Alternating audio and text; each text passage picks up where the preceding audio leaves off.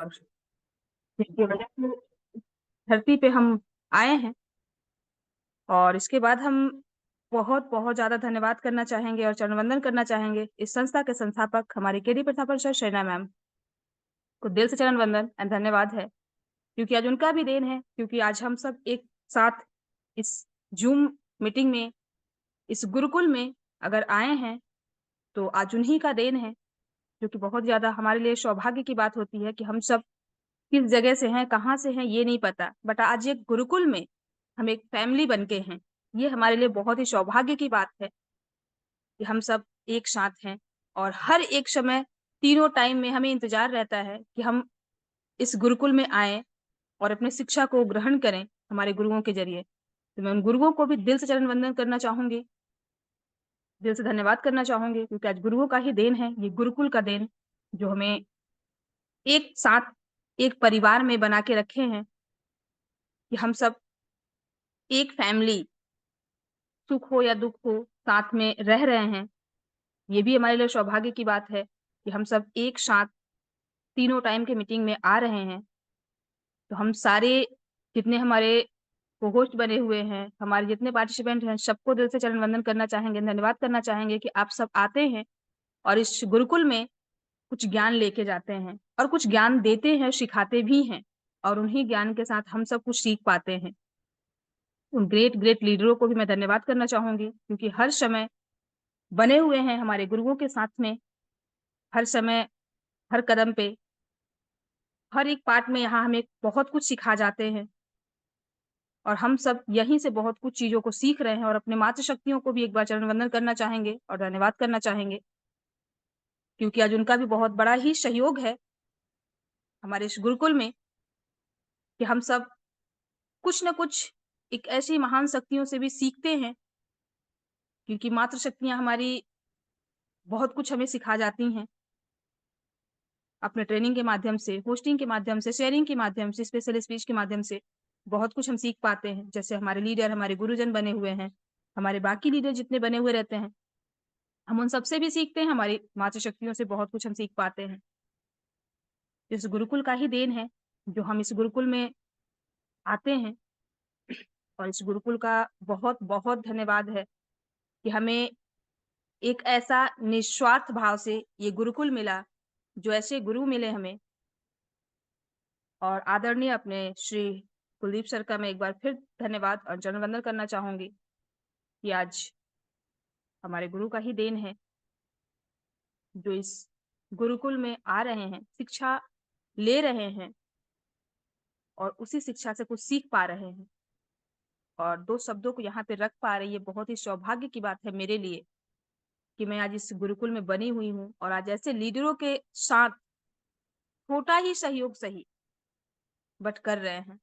कोशिश है कि आगे भी ऐसे ही बने रहें और करते रहें, हमारे गुरुओं का आशीर्वाद रहेगा तो हमेशा ऐसे ही छोटे हैं शब्दों में, बट हमेशा साथ रहेंगे, इस गुरुकुल में बने हुए।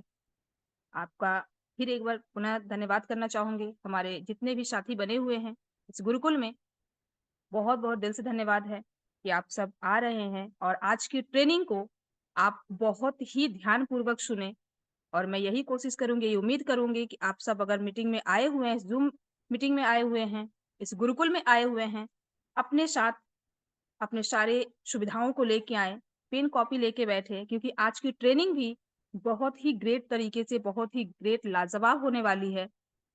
क्योंकि हम सब इस गुरुकुल से, हमने पहले ही बोला, बहुत कुछ हम सीख पाते हैं और उसी तरीके से आज की ट्रेनिंग भी बहुत ही ग्रेट और बहुत ही लाजवाब होने वाली है। कोशिश यही रहेगी कि आप सब बहुत ही धैर्यपूर्वक के साथ ग्रहण करें आज की ट्रेनिंग को और आज की ट्रेनिंग को सीखें और समझें और इसी उम्मीद के साथ मैं सारे को-होस्ट से निवेदन करूँगी कि हमारी आज ग्रेट मातृशक्ति को बुलाने के लिए हमारा साथ दें। आज के ट्रेनिंग के लिए हम बुलाना चाहेंगे आज की ग्रेट ट्रेनिंग मातृशक्ति और हमारी सावित्री ठाकुर मैम, अगर आप कंफर्ट ज़ोन में आ गए हैं मैम, तो आपका मोस्ट वेलकम है मैम, छिंदवाड़ा, मध्य प्रदेश वेलकम से। Ma'am. Savitri welcome Thakur ma'am. Ma'am, welcome most welcome ma'am, most welcome आपका। वेलकम स्वागत है मैम। मैम इस पैनल पे। जी, जी। थैंक यू सभी का शेयर करना बहुत चाहेंगे बहुत वो? वेलकम, बहुत बहुत धन्यवाद सभी का। सबसे पहले प्रिय मैम, आपका मैं दिल की गहराई से बहुत बहुत धन्यवाद करना चाहूंगी कि आपने मुझे इतने बड़े पैनल पर बहुत ही मान सम्मान के साथ बुलाया। इससे पहले परमपिता परमेश्वर का मैं बहुत बहुत धन्यवाद करना चाहूंगी कि उन्होंने आज हम सभी को आज का दिन दिखाया, सुबह का दिन दिखाया, नई एनर्जी, नई ऊर्जा, नई उमंग, नए उत्साह के साथ हम सभी लोग एक साथ मिल पाए हैं। और हमारे सभी के माता पिताओं का मैं दिल की गहराई से धन्यवाद करना चाहूंगी, उनका चरण वंदन करना चाहूंगी कि आज उनकी कृपा से हम सभी लोग हमारे उनके ही मार्गदर्शन से हम सभी लोग एक साथ मिल पाए हैं और उनके संस्कार से हम आज एकजुट हो पाए हैं। सो बहुत बहुत धन्यवाद। और पैनल पर उपस्थित सभी साथियों का मैं दिल की गहराई से धन्यवाद करना चाहूंगी, वेलकम करना चाहूंगी कि सभी लोग अपना बहुत ही बहुमूल्य समय निकाल करके इस गुरुकुल पे आते हैं और कुछ बातों को सीख पाते हैं, सीखने सिखाने की ट्रेनिंग से लेकर। और हमारी ग्रेट मातृशक्तियों का मैं सल्यूट करना चाहूंगी कि सुबह के समय अपना बहुत ही बिजी शेड्यूल को निकाल करके भी वो उपस्थित होती हैं, वो अपनी नई ऊर्जा के साथ कि हमें कुछ सीखना है। और इसी के साथ हमारे आदरणीय ग्रेट गुरुजनों का मैं दिल की गहराई से चरण बंधन नमन और धन्यवाद करना चाहूंगी कि वो हमें हमेशा आशीर्वाद के साथ सभी को आशीर्वाद देते हुए और हमारा वो मान सम्मान के साथ हमारी वाणी को सुनते हैं और हमें उसका मार्गदर्शन करते हैं। सो बहुत बहुत धन्यवाद। और मेरे अपलाइन मेंटर गुरु का भी मैं बहुत बहुत धन्यवाद करना चाहूंगी, जिनकी वजह से मैं इस पैनल पर उपस्थित होती हूँ और इस मीटिंग सेशन पे मेरा नाम भी ऐड हुआ है। सो बहुत बहुत धन्यवाद। और पैनल के रचयिता खास करके इस गुरुकुल की रचना जिन्हें ग्रेट गुरुओं ने किया है, उनका मैं दिल की गहराई से सलूट करती हूँ और पुनः नमन चरण वंदन करती हूँ। यदि आज इस गुरुकुल का संचालन नहीं होता तो शायद हम सभी लोग एकजुट होकर के और इस सीखने सिखाने के कामों में हम आगे सफलता नहीं पा पाते। सो बहुत बहुत धन्यवाद। और हमारे संस्था के संस्थापक, जिनका मैं दिल की गहराई से उन्हें चरण वंदन नमन और हमेशा उनकी शुभकामना करना चाहूंगी कि ऐसे हमारे निस्वार्थ भाव जो हमारे कंपनी के मैनेजमेंट हैं, जिन्होंने आज छोटा सा डिसीजन लिया और सारे वर्ल्ड का परिवर्तन कर दिया। और उन्हीं के साथ हम सभी लोग जो हमारे जीवन की दैनिक दिनचर्या में जो बातों को सीख पा रहे हैं, एक दूसरे के अनुभवों को हम प्रकट कर पा रहे हैं और जो हमारे जीवन में बहुत सारी कमियां थी, उन सभी बातों को हम यहाँ सीख करके और हम परिपूर्ण हो रहे हैं। सो सभी का बहुत बहुत धन्यवाद।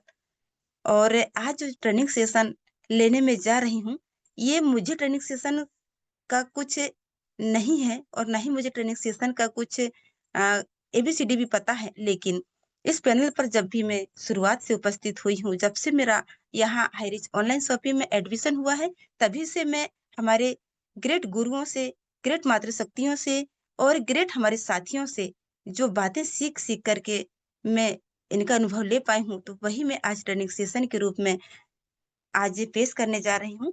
मैं ऐसी कोई ट्रेनर नहीं हूँ और मुझे ट्रेनिंग देना नहीं आता है, एक सिंपल शब्दों में बातों को रखती हूँ। सो मैं सभी से रिक्वेस्ट करूंगी कि मेरी वाणी में या मेरे शब्दों में जो भी छोटी मोटी गलतियां हो, बिल्कुल मुझे चाहे छोटी बहन या बड़ी बहन समझ के जिस भी रूप में है, मुझे क्षमा करना और मेरी गलतियों का एहसास दिलाना, ताकि मैं उन गलतियों को सुधार पाऊं। सो बहुत बहुत धन्यवाद। पुनः मैं सभी का दिल की गहराई से वेलकम करना चाहूंगी और थोड़ा सा समय लूंगी समय को देखते हुए। सो मेरी रनिंग सेशन को मैं स्टार्ट करती हूँ। सो बहुत बहुत धन्यवाद। और आज मैं छोटी सी कहानी के माध्यम से मैं शुरुआत करती हूँ। एक आदमी ने भगवान की खूब भक्ति की। एक आदमी ने भगवान की बहुत भक्ति की और उन्होंने अपने मन समर्पण से जो भी उनकी आसत रचना के अनुसार और अपनी भावना के अनुसार उन्होंने पूजा पाठ किया और दिए, घी के दिए जलाए, कई एक से एक सेंटेड अगरबत्तियां लगाई और भगवान से कहा कि भगवान, मैं आपकी उपासना करता हूँ, पूजा पाठ करता हूँ और आपके साथ में अपना समय देता हूँ, तो मुझे मैं जो माँगूँगा आप मुझे वो दें। तो भगवान ने कहा, "माँगो भक्त आप क्या माँगते हो? पर याद रखना जो भी माँगोगे तो आपके पड़ोसियों को उससे दुगना मिलना चाहिए, ऐसी चीज़ माँगना।" तो वो व्यक्ति बोलता है, बड़े दुःख के साथ वो कहता है कि ऐसी क्या बात है, मैं अपने लिए माँग रहा हूँ लेकिन आप पड़ोसियों के लिए भी कह रहे हो। तो भगवान कहता है, हाँ, सही है ना, आप माँगिए तो सही। तो वो व्यक्ति इतना सब तप जप करने के बाद जब उन्होंने भगवान से माँगा, तो कहा कि भगवान मुझे ना एक बंगला दीजिए, ताकि मैं उसमें बहुत अच्छे से रह पाऊँ। तो उसने फिर कहा कि यार मुझे फिर उसको याद आया कि भगवान ने तो कहा था कि मेरे लिए यदि एक चीज़ माँगूँगा तो पड़ोसी के लिए भी माँगना होगा। तो खुद के लिए तो उन्होंने एक बंगला माँगा, लेकिन पड़ोसी के लिए उसने 2 बंगले माँगा। तो पड़ोसी के पास 2 बंगले हो गए। फिर उसको बड़ी जलन आई, उसको रात भर नींद नहीं आई कि मेरा 1 बंगला मैंने माँगा और पड़ोसी के 2 हो गए। तो उस व्यक्ति को बहुत गुस्सा आया, लेकिन फिर वो व्यक्ति जगह-जगह जाकर अपनी चर्चा करने लगा और फिर कहने लगा कि नहीं भगवान तो कुछ नहीं है यार, वो मैं 1 माँगता हूँ लेकिन वो दूसरे का 2 करता है। मैं अब उस भगवान से मैं ये बात नहीं रख सकता। तो वो दूसरों के पास जाता है और ऐसे ही अपने साथियों से वो चर्चा करता है और फिर एक-दूसरे से सलाह माँगता है। तो कहता है कि यार इन पड़ोसियों को क्या किया जाए? कि भगवान कहता है कि खुद के लिए माँग लेकिन पड़ोसियों के लिए भी माँगना। तो मैं क्या चाहता हूँ कि मैं खुद के लिए माँगूँ, पड़ोसी के लिए क्यों माँगूँ? तो वो व्यक्ति जाता है, तो वो जाता है किसके पास? वकील के पास। उसका साथी जो होता है, कोई वकील रहता है, तो वो वकील के पास जाता है और उससे सलाह लेता है। तो वकील ने कहा कि भगवान की तपस्या कर और अपने घर के सामने तू 2 कुआँ माँग ले कि 2 कुआँ हो जाए पर भगवान तो मैं सब चीज़ से परिपूर्ण हो जाऊँगा, पानी से मैं कभी भी कमी मेरी पानी से कभी कमी ना होए। तो उसने वैसे ही किया। उसने उसके घर के सामने 2 कुआँ माँग लिया। तो उसने कहा कि इससे क्या होगा? वकील ने कहा तू माँग के तो देख। फिर उसने भगवान से अपने घर के सामने 2 कुएँ माँग लिया और देखा तो पड़ोसी के घर के सामने 4 कुएँ हो गए। अब वकील ने कहा, "तू यह माँग ले कि मेरी एक आँख फूट जाए।" तो उसने तरकीब कहा और उसने समझा कि उसको समझ नहीं आया, फिर कहा कि यार मैं ऐसा क्यों करूँ? लेकिन फिर सोचा कि नहीं, अब मैं ऐसा करके देखता हूँ। तो फिर उसने वैसे ही किया, तो उसने एक आँख फोड़ ली, तो पड़ोसी की दोनों आँख फूट गई। अब उसके यहाँ 2 कुआँ और पड़ोसी के यहाँ 4 कुएँ। तो अब उन दोनों की हालत बिगड़ गई। अब उन्होंने सोचा कि अब हम करें तो क्या करें? अब हम जाएँ तो कहाँ जाएँ? हमारे आस-पास तो कुआँ ही हो गया। तो इससे ये साबित होता है जब किसी का बुरा होता है तो इंसान विचार करने जरूर जाता है, मगर जब किसी की लॉटरी लगती है तब हम बधाई देने नहीं जाते, क्योंकि इंसान दूसरे की गरीबी में ही अपने आप को धनी समझता है। इस दुनिया में कहते हैं कि लाशों के ढेर पर रोने वालों की कमी नहीं है, मगर जिंदा को सहारा देने वाले बहुत कम मिलेंगे। जो दौड़ जाता है उसका रोना रोते हैं, है ना साथियों? मगर जो है उसकी मदद नहीं करते लोग। दूसरों के लिए भी हम यदि अच्छा माँगते हैं, तो मालिक भी हमें उसका दुगना अच्छा देता है। तो आज हमें इस कहानी से यही संदेश मिलता है और इस कहानी से हमें यही सीख मिलती है, हमें दूसरों के लिए अच्छा माँगना है, तो हमारे लिए भी अच्छा ही होगा। क्योंकि हम हमेशा अच्छा करेंगे, तो हमारे लिए भी अच्छा ही होगा। जैसा हम बीज बोएँगे वैसे ही हमें फल मिलेगा, है ना?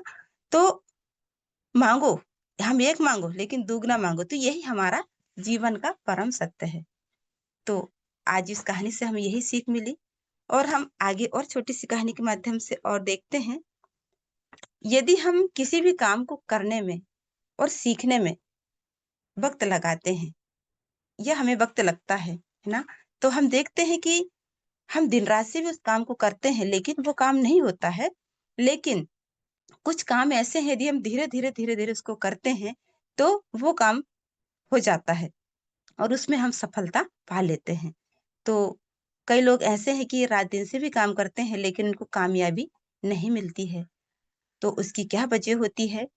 लोग थोड़ी बहुत मेहनत करते हैं और फिर कहते हैं कि नहीं, अब हम ना उस बड़े हथियार के साथ उस काम को करते हैं, है ना? तो वो बड़े हथियार के साथ काम करने लग जाते हैं और अपने हालातों के आगे अपने आप को वो सरेंडर कर लेते हैं और यह कहकर कि हमें आप अपने आप को संतुष्टि कर लेना चाहिए कि अब मैं इससे ज़्यादा कुछ नहीं कर सकता।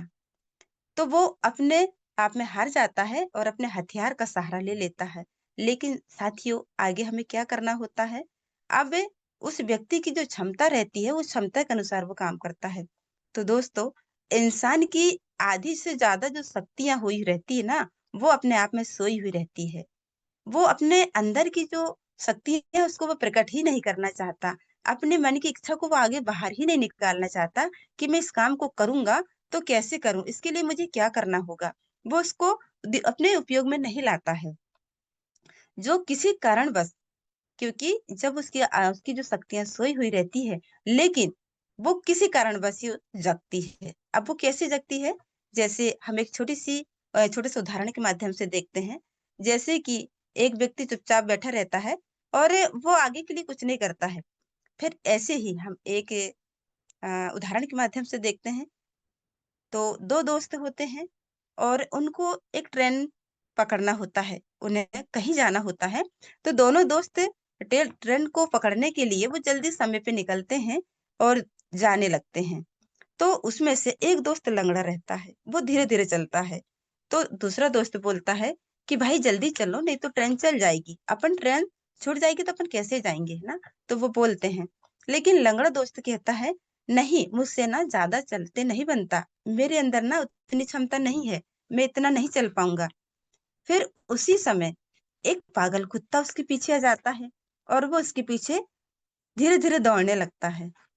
तब उसके अंदर वो एक जो लंगड़ा व्यक्ति होता है ना, उसके अंदर एक क्षमता जागती है।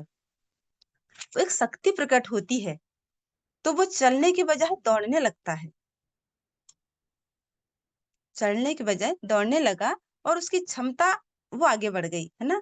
तो कहते हैं कि जब कुछ ऐसी बातें होती है, तभी व्यक्ति के अंदर अपनी शक्ति जागरूक होती है। अपनी क्षमता को बढ़ाने का एक ही तरीका है कि बार-बार उस काम को करो जो तुम्हें करने नहीं आता। तुम पाओगे ज़रूर। तुम्हारे अंदर ऐसा अद्भुत चमत्कार हो जाएगा कि हम देखते ही रह जाएँगे। हमें अपने आप की प्रेरणा मिल जाएगी और कुछ लोग 2-4 लोगों की बात सुन लेते हैं और कुछ काम को कर लेते हैं और वो बहुत जल्दी हार करके बैठ जाते हैं। लोग सोच लेते हैं कि अब ये काम हमसे नहीं होगा, हम ये काम नहीं करेंगे। तो याद रखो साथियों, 2-4 या 10-20 लोग ऐसी यदि हमारी ज़िंदगी में कई हमें उतार-चढ़ाव के बारे में जो फैसला देते हैं, जो बोलते हैं कि तुम आगे नहीं बढ़ पाओगे, तो नहीं, हमें उनकी बातों में बिल्कुल भी ध्यान नहीं देना है। हम अपने भाग्य को बदलने के लिए हमें हमारी क्षमता को ही आगे बढ़ाना होगा। सफलता का खेल एक ऐसा खेल है जिसमें हर हार हमारी कामयाबी के करीब लेकर आती है। अब हम देखते हैं, एक बच्चा होता है जो अपने पैरों पर खड़ा होने से पहले हजारों बार गिरता है, मगर वो गिरने के डर से चलना नहीं छोड़ता और आखिर वो चलने लग जाता है। कुछ लोग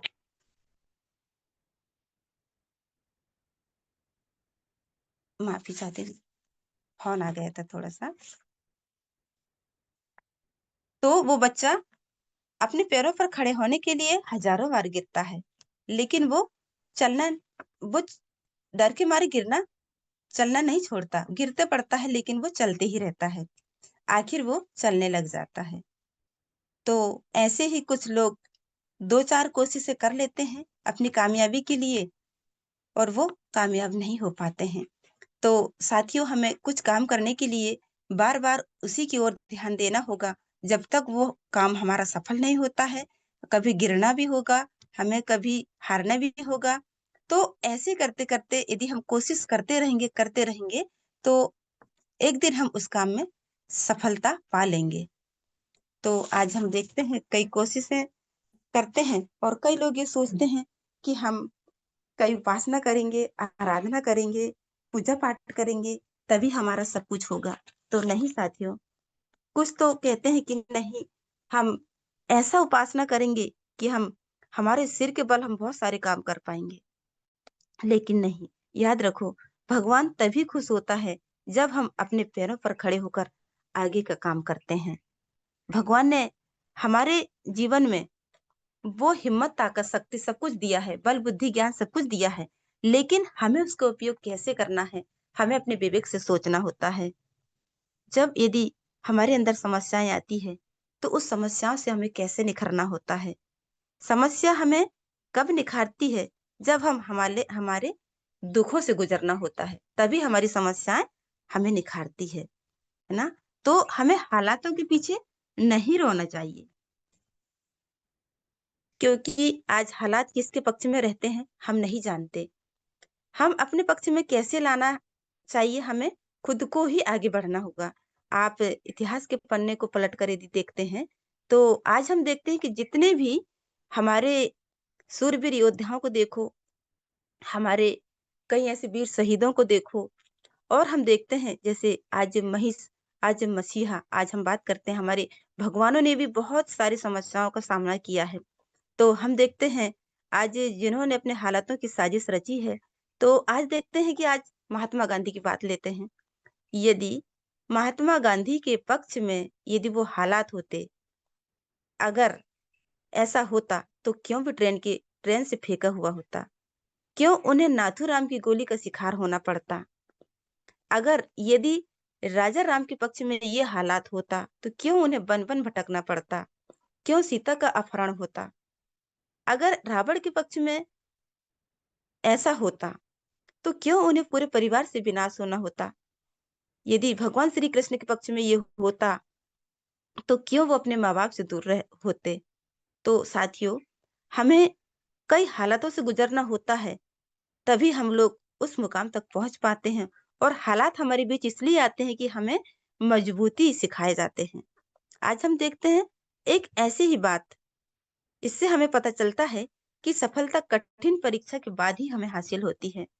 दुनिया में ऐसे क्षेत्र नहीं बचा और ऐसा कार्य नहीं बचा कि जो बिना मेहनत करे होता है। दुनिया में क्षेत्र कोई भी हो, संघर्ष तो हमें करना ही पड़ता है। हमें क्षमता बढ़ाना है। हमारी क्षमता को बढ़ाने का मतलब है सफलता के लिए हार की परवाह किए बगैर आगे बढ़ना। क्षमता बढ़ाने का मतलब है हमें अपने आप की धार लगाना, यानी कि हमें अपने ज्ञान को बढ़ाना, अपने आप को अच्छे या बुरे हालातों से मुकाबला करने के लिए तैयार करना, किसी भी काम को करने के योग्य होना, है ना? जिसको आप पहले करने के योग्य नहीं थे, तो उस कार्य को हमें कैसे बढ़ाना चाहिए? हमें अपनी योग्यता की सबसे बढ़िया तरकीब ये है कि हमें वंस मोर, यदि हम वंस मोर यानी हर पल बार-बार हम उस चीज़ का हम बार-बार पुनः उस कार्य को पुनः करते रहेंगे, तो वो काम हमारा मजबूत हो जाएगा। तो ये हमारा बहुत ही सुंदर फ़ॉर्मूला है, ना? आपको वंस मोर कि आगे चलना होगा, आपको बहुत आगे लेकर जाएगा। योग्यता बड़े लोगों के साथ बैठने-उठने से भी बढ़ती है। आज हम देखते हैं ना, आज इस गुरुकुल की बात करते हैं। मैं एक ऐसी मातृशक्ति कहा जाए या लड़की कहा जाए या जो भी कहा जाए, तो मैं बोलने में सक्षम नहीं थी। 4 लोग यदि मेरे सामने बोलते थे, तो मैं उनकी सुनते रहती थी, लेकिन मुझे ना ज़्यादा जवाब देना भी नहीं आता था, बोलना भी नहीं आता था। क्योंकि ज़्यादातर मैं बाहर नहीं जाती थी, घर पे ही ज़्यादा रहती थी, और बात करती भी थी तो काम की बात करती थी। आज मेरे जीवन में इतना परिवर्तन आया है, मैं हमारे गुरुजनों से, मेरे मातृशक्तियों से, हमारे साथियों से और अच्छे वातावरण से मैं इतना बहुत कुछ सीख पाई हूँ कि मैं जिसका अवलोकन नहीं कर सकती। आज मैं देखती हूँ, आज अच्छी संगत, यदि हमें अच्छे लोगों की संगत मिलती है, अच्छे लोगों के साथ हम बैठना-उठना करते हैं और उनके माध्यम से बहुत सारी बातों को हम अपना अनुभव प्रकट करते हैं, उनकी बातों को सीखते हैं, तो हम उन बातों को धीरे-धीरे करते और हम उनके लायक बन जाते हैं। जैसा उनका ज्ञान होता है, उसकी ओर हम बढ़ने लगते हैं।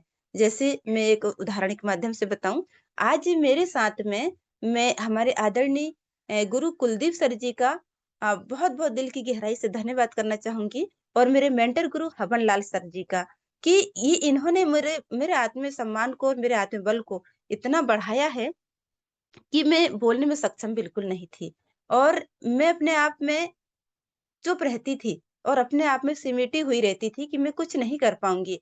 लेकिन मैं बहुत-बहुत धन्यवाद करना चाहूँगी और बहुत मान-सम्मान और इज़्ज़त के साथ मैं गुरुजी का मान-सम्मान करती हूँ और हमेशा शुभकामनाएँ करूँगी कि उन्होंने मेरे जीवन में वो बातों को बिखेरा है, जिन्हें मैं कभी शायद जीवन भर नहीं भूल पाऊँगी। क्योंकि आगे बढ़ाने वाला कहते हैं ना, माँ तो जन्म दे देती है, लेकिन उससे सर्वगुण संपन्न संस्कार से जो भरता है ना, वो सबसे महान होता है। कहते हैं भगवान श्री कृष्ण को देवकी ने जन्म दिया, लेकिन यशोदा ने पाला और उसका ही सारा श्रेय उसको ही जाता है। वैसे ही आज मुझे यहाँ इस हाईरिच ऑनलाइन शॉपिंग में एडमिशन किसी ने तो किया, लेकिन मुझे सारी चीज़ों से परिपूर्ण हमारे आदरणीय कुलदीप सर जी ने मुझे किया। और भी सभी गुरुजनों से मैंने बहुत सारे ज्ञान अर्जित की। तो मैं बहुत-बहुत सैल्यूट करती हूँ हमारे पैनल के समस्त गुरुजनों का, मातृशक्तियों का और सभी साथियों का, कि सभी के छोटे-छोटे मैं शब्दों से और छोटी-छोटी ट्रेनिंग और छोटी-छोटी बातों से मैं आज परिपूर्ण हो चुकी हूँ, ताकि मैं आज ट्रेनिंग सेशन लेने में सक्षम हो चुकी हूँ। ऐसे ही साथियों हमें सभी अच्छे बड़े लोगों के साथ अच्छी संगत करने से ही हमें अच्छी बातें हमारे बीच वो प्रकट होती हैं और अच्छी किताबें पढ़ने से हमारे ज्ञान की बढ़ोतरी होती है। यदि हम कामयाब लोगों के साथ बैठेंगे, उठेंगे, वार्तालाप करेंगे, उनकी संगति करेंगे न, तो हम हमेशा कामयाब की ओर बढ़ते जाएँगे। तो साथियों बस यही सारी बातों को लेकर के हमें आगे बढ़ना होगा और यदि हम आज मार्केटिंग की ओर चले हैं और आज हम इस नेटवर्किंग की ओर जा रहे हैं, तो हमारे बीच कई उतार-चढ़ाव आएँगे, कई अच्छी-बुरी बातें आएँगी। तो इन सारी बातों को हमें फेस करते हुए आगे बढ़ना होगा, तभी हमारे ज्ञान का भी हमें यहाँ से वो भंडार मिलेगा। तो आज हम देखते हैं, यदि सरल शब्दों में मैं इतना बताना चाहूँगी कि यदि हम किसी भी प्रोफ़ेशन में आए हैं, तो उस प्रोफ़ेशन में कामयाब लोगों की नकल कर लें। जैसे हमारे साथी रहेंगे, वैसे ही हम बन जाएँगे। क्योंकि अच्छी संगति करेंगे तो हम अच्छी संगत में जाएँगे। तो आज हम देखते हैं, हमारे गुरुकुल में हमें इतनी प्यारी-प्यारी बातें मिलती हैं, प्यारी-प्यारी संगति मिलती है, जो हम घर परिवार से लेते हैं, हमारे परिवार से लेते हैं, हमारी ज़िंदगी से लेते हैं और हमारा प्रारंभ से लेके अंत तक की को जो ज़िंदगी रहती है, उस ज़िंदगी का सारा अनुभव हमें इस गुरुकुल से मिल रहा है। तो साथियों, आज हमें हमारे जीवन में और धैर्यता और सत्यता और हमारी ईमानदारी और हमारा मनोबल और हमारी मेहनत और ये सारी बातों को लेकर यदि हमें चलना है, तभी हम उस कामयाबी तक पहुँच पाएँगे। आज हम देखते हैं हमारे संस्था के संस्थापक की बात किया जाए तो उनके अंदर की धैर्यता को देखो। हम तो साथियों हमारे घर परिवार में सभी लोग साथ हैं और हम जैसा चाहते हैं वैसा रह ले रहे हैं। लेकिन आज हम उनके बारे में सोचते हैं तो बहुत बड़ा दुःख होता है। लेकिन वो ऐसा क्यों कर रहे हैं कि आज उनके अंदर बहुत ही ज़्यादा परोपकार की भावना है। चाहते तो वो ये सारी बातों को छोड़ सकते थे। लेकिन साथियों, आज वो हम सभी की शुभकामनाओं के लिए, हमारे भविष्य के लिए ये सारी कठिनाइयों को वो सह रहे हैं, सारी परिस्थितियों से गुज़र रहे हैं, तो हमें और भी उन्हीं के जैसे ही मजबूत बनना है, उनकी हालातों से हमें लड़ना है और उनके ही साथ हमें देना है। तो आज साथियों बस मैं इतना ही कह कर के मेरी वाणी को विराम देती हूँ। समय को देखते हुए मेरे से जो भी कुछ शब्दों में त्रुटि होंगी तो बिल्कुल क्षमा चाहूँगी और मुझे स्मरण दिलाएँ कि मैं और बहुत अच्छे से सुधार कर पाऊँ और ट्रेनिंग सेशन को मैं और भी बहुत अच्छे से ले पाऊँ। सो बहुत-बहुत धन्यवाद सभी लोगों का जिन्होंने धैर्यतापूर्वक मेरी सारी बातों को सुना और पुनः मैं वेलकम करना चाहूँगी प्रिया मैम आप आएँ और अपना होस्टिंग पार्ट सँभालें। सो बहुत-बहुत धन्यवाद। Thank you so much ma'am. Thank you ma'am, thank you very much. आपने आज की ट्रेनिंग वाक़ई